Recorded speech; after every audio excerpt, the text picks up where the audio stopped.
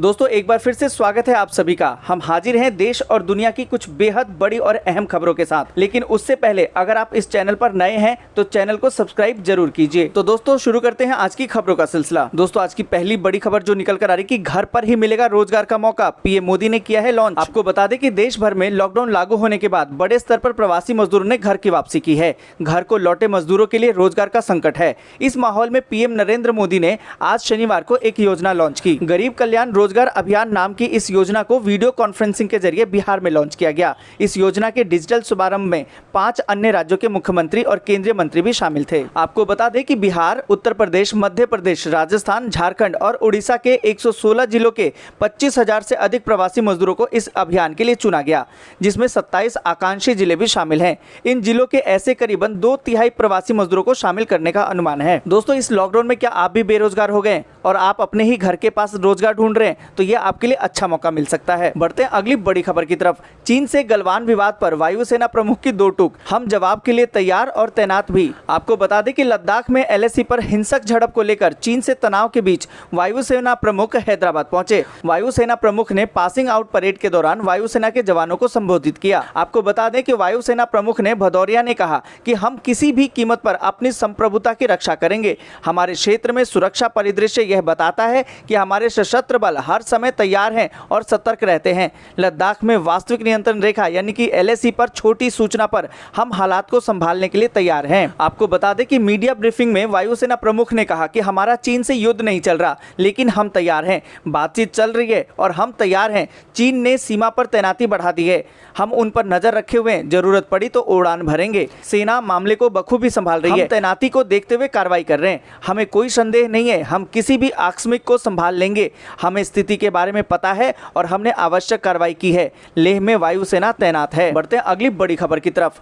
19 सीटों पर हुए राज्यसभा चुनाव, 8 बनाम 4 रहा बीजेपी कांग्रेस का स्कोर। आपको बता दें कि देश के 8 राज्यों की 19 राज्यसभा सीटों पर शुक्रवार को चुनाव हुए। सभी 19 सीटों के परिणाम सामने आ चुके हैं। गुजरात, MP, राजस्थान जैसे हिंदी भाषी राज्यों में बीजेपी और कांग्रेस के बीच सीधी टक्कर नजर आई, लेकिन अन्य राज्यों में स्थानीय पार्टियों का प्रभाव ही ज्यादा नजर आया। आपको बता दें कि शुक्रवार को हुए राज्यसभा चुनाव में बीजेपी ने MP में 2, गुजरात में 3, राजस्थान और झारखंड में 1-1 सीट पर कब्जा जमाया। इसके अलावा मणिपुर की 1 राज्यसभा सीट पर जीत हासिल की। वहीं कांग्रेस को राजस्थान में 2 सीटें हासिल हुई, जबकि गुजरात और मध्य प्रदेश में उसे 1-1 सीट के साथ ही संतोष करना पड़ा। बढ़ते हैं अगली बड़ी खबर की तरफ। कोरोना के कहर में अच्छी खबर, दिल्ली में 3 गुना सस्ता होगा इलाज। आपको बता दें कि कोरोना वायरस के बढ़ते केस और मरीजों की जान जाने के बीच अच्छी खबर आई है। दिल्ली में अब कोरोना का इलाज पहले के मुकाबले 3 गुना सस्ता हो गया है। गृह मंत्रालय की कमेटी ने PPE किट के साथ ही आइसोलेशन बेड के लिए 8,000 से 10,000 रुपए, बिना वेंटिलेटर के ICU बेड का चार्ज 13,000 से 15,000 और वेंटिलेटर बेड के साथ 15,000 से 18,000 रुपए की दरों को लागू करने की सिफारिश की है। इन सिफारिशों को लागू करने के लिए दिल्ली सरकार का औपचारिक आदेश जल्द आएगा। अभी ये कीमतें PPE किट को हटाकर 24,000 से 25,000, 34,000 से 43,000 और 44,000 से 54,000 रुपए थी। गृह मंत्रालय ने नीति आयोग के नेतृत्व में कमेटी का गठन किया था, जिसने नई दरों की सिफारिश की है। बढ़ते हैं अगली बड़ी खबर की तरफ। गूगल प्ले स्टोर में होने वाला है बड़ा बदलाव, बिना डाउनलोड किए भी खरीद सकेंगे ऐप। आपको बता दें कि गूगल प्ले स्टोर के सब्सक्रिप्शन मॉडल में बड़ा बदलाव होने वाला है। इस बात की जानकारी कंपनी के आधिकारिक ब्लॉग पोस्ट के जरिए मिली है। गूगल जल्द ही अपने प्ले स्टोर पर मौजूद ऐप को खुद ही मार्केट करने वाला है, यानी कि यूजर्स गूगल प्ले स्टोर पर मौजूद किसी भी ऐप को बिना डाउनलोड किए ही सब्सक्राइब कर सकेंगे। ऐसा करने के बाद यूजर्स को इन ऐप के बारे में बार-बार पॉपअप होने वाले सब्सक्रिप्शन से निजात मिल जाएगी। फिलहाल गूगल प्ले स्टोर से कोई भी ऐप आप फ्री में डाउनलोड कर लेते हैं, लेकिन कुछ ऐप को इस्तेमाल करने के लिए आपको सब्सक्राइब करना पड़ता है। ऐसा करने के लिए यूजर्स को ऐप इंस्टॉल करने के बाद इन ऐप मार्केट प्लेस से ऐप को परचेज करना पड़ता है। यह सिस्टम जल्द ही बदलने वाला है। बढ़ते हैं अगली बड़ी खबर की तरफ। WHO की चेतावनी, महामारी का एक नया और खतरनाक चरण आने की उम्मीद। आपको बता दें कि WHO ने शुक्रवार को दुनिया को कोरोना वायरस महामारी के एक नए और खतरनाक चरण की चेतावनी दी है, जिसमें कि लॉकडाउन के लागू होने के बावजूद बीमारी तेजी से फैल रही है। यह चेतावनी ऐसे समय में आई है जब पता चला है कि वायरस पिछले साल दिसंबर में इटली में मौजूद था। इसके कई महीनों के बाद इसका पहला पुष्ट मामला सामने आया। ठीक इसी तरह चीन में वायरस का पहला मामला दर्ज किया गया था। आपको बता दें कि वायरस की वजह से दुनिया भर में 4,54,000 से अधिक लोगों की मौत हो चुकी है और 8.4 मिलियन लोग इसकी चपेट में हैं। यह अब अमेरिका और एशिया के कुछ हिस्सों में तेजी से फैल रहा है। वहीं यूरोप ने प्रतिबंधों में ढील देनी शुरू कर दी है। बीमारी के प्रसार को रोकने के लिए लगाए गए लॉकडाउन से आर्थिक आर्थिक नुकसान हुआ है। हालांकि WHO का कहना है कि महामारी अभी भी एक बड़ा खतरा बनी हुई है। आपको बता दें कि WHO के मुखिया ने कहा कि दुनिया एक नए और खतरनाक चरण में है। बहुत से लोग घर पर रहने के कारण समझ नहीं रहे हैं, लेकिन वायरस अभी भी तेजी से फैल रहा है। दुनिया भर के वैज्ञानिक इस वायरस के लिए टीके की खोज करने में लगे हुए हैं। हालांकि अभी भी उन्हें पूरी तरह से सफलता नहीं मिल पाई है। बढ़ते हैं अगली बड़ी खबर की तरफ। चीन का दावा, हमारे हिस्से में गलवान घाटी, भारतीय सेना ने सीमा पार की। आपको बता दें कि लद्दाख की जिस गलवान घाटी की रक्षा में चीनी सेना से हिंसक संघर्ष के दौरान हमारे 20 जवान शहीद हो गए, उसको लेकर चीन अब दावा कर रहा है कि यह चीन का ही हिस्सा है। इतना ही नहीं, चीन का कहना है कि कई वर्षों से वहां चीनी सुरक्षा गार्ड गश्त कर रहे हैं और अपनी ड्यूटी निभाते रहे हैं। चीनी विदेश मंत्रालय ने शुक्रवार को अपने वेबसाइट पर एक प्रेस नोट जारी करते हुए ये दावा किया कि गलवान घाटी वास्तविक नियंत्रण रेखा के चीन की तरफ है। आपको बता दें कि चीन ने कहा कि 15 जून की शाम को भारतीय जवान कमांडर लेवल की बातचीत में तय किए गए एग्रीमेंट को तोड़ते हुए चीनी सीमा में घुस गए। दोनों देशों के बीच के हालात को जानबूझकर खराब किया गया। चीनी सेना और अधिकारी जब उनसे बात करने पहुंचे तो भारतीय जवानों ने हिंसक हमला किया, जिसके बाद दोनों सेनाओं के बीच में शारीरिक संघर्ष हुए और जानी नुकसान हुआ। बढ़ते हैं अगली बड़ी खबर की तरफ। सर्वदलीय बैठक में बोली ममता, भारत में बैन करे चीनी निवेश, भले ही झेलनी पड़े दिक्कत। आपको बता दें कि लद्दाख की गलवान घाटी में चीन की सेना के साथ हिंसक झड़प में 20 भारतीय जवानों की शहादत के बाद देश अब गुस्से में है। प्रधानमंत्री नरेंद्र मोदी ने शुक्रवार को इसी मुद्दे पर सर्वदलीय वर्चुअल बैठक बुलाई थी।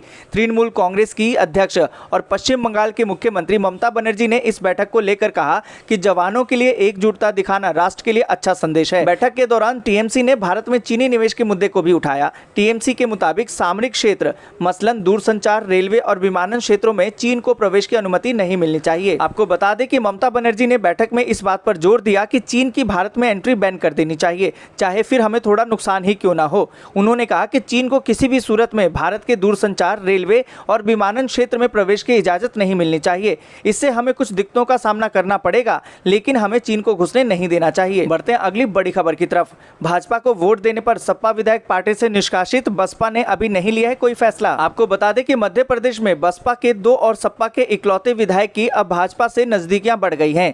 3 महीने पूर्व तक कमलनाथ सरकार को समर्थन दे रहे ये तीनों विधायक अब सत्ताधारी दल भाजपा के साथ खड़े हैं। पार्टी लाइन का उल्लंघन करके राज्यसभा चुनाव में भाजपा को वोट देने पर विधायक राजेश तुल्ला को समाजवादी पार्टी से निष्कासित कर दिया गया है।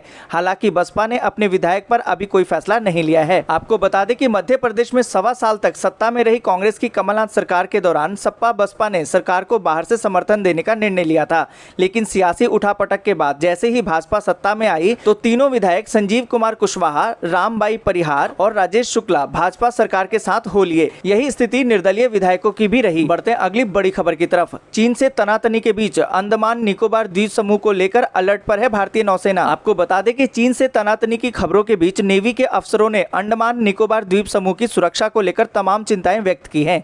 अधिकारियों का मानना है कि एलएसी पर मात खा चुका चीन अब किसी और रास्ते से भारत को नुकसान पहुंचाने का प्रयास कर सकता है। आपको बता दें कि एलएसी पर जारी तनाव के बीच विशेषज्ञ अंडमान निकोबार द्वीप समूह पर अधिक ध्यान देने पर जोर दे रहे हैं। आपको बता दें कि अधिकारियों का मानना है कि एलएसी पर मात खा चुका चीन किसी और रास्ते से भारत को नुकसान पहुंचाने का प्रयास करे, इसकी आशंका अब बनी हुई है। चीन ने बीते दिनों कई द्वीपों पर अपने मिलिट्री बेस बनाने शुरू किए हैं और अब वह ऐसे और इलाकों की तलाश कर रहा है जहां से द्वीप समूह का वह सामरिक स्थितियों में इस्तेमाल कर सके। ऐसा हम भी कह सकते हैं और हमारे पास अंडमान में ऐसे द्वीप समूह मौजूद है, लेकिन हमने अब तक उनके महत्व को नहीं समझा है। बढ़ते हैं अगली बड़ी खबर की तरफ। राहुल गांधी का बड़ा आरोप, पीएम मोदी ने चीन को सौंप दिया है भारत का हिस्सा। आपको बता दें कि कांग्रेस के पूर्व अध्यक्ष राहुल गांधी ने लद्दाख में चीन के साथ गतिरोध पर प्रधानमंत्री नरेंद्र मोदी पर हमला बोला।